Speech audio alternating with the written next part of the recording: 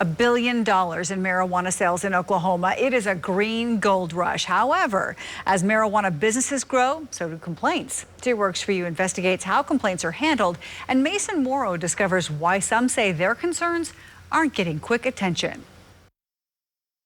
It's going to get worse. It's not going to get any better. CAROLYN DOBRINSKI and her husband Calvin live off an old beaten path in Bristow. For more than 30 years, the couple and a handful of neighbors have lived in the Creek County's countryside without issue. Then they claim some out-of-towners moved in across the street. This is our home. We don't want to live in a place that looks like that. The Dobrinskis tell 2 Works For You they voted to approve the grow and sale of medical marijuana back in 2018. 2 years later, a licensed grower bought this property in their neighborhood and built a grow facility in the backyard. During the warm seasons, the Dobrinskis claim their new neighbors operate an outdoor grow. All of us were talking about it. According to the Oklahoma Medical Marijuana Authority, this cannabis grow business is just one of 74 licensed growers in Bristow and one of about 7,000 across all of Oklahoma. The OMMA is in charge of enforcing regulations against each and every one. It's a lot to wrap around, but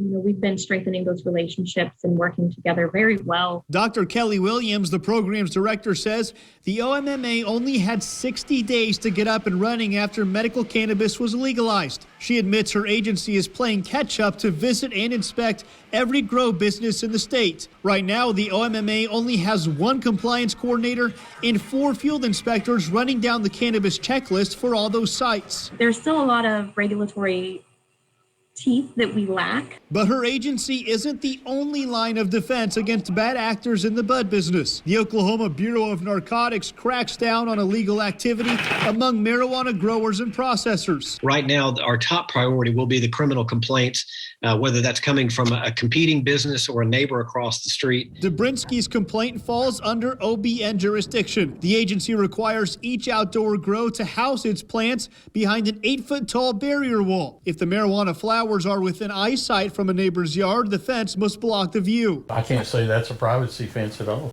It's still unclear if that grower is in violation of OBN standards. There were no plants outside when I was there, but Dobrinski tells me there were back when she initially filed a complaint about 10 months ago. The OBN tells me they get about 4 or 5 complaints like this one per week, but complaints about criminal activity at sites get investigated before issues like hers.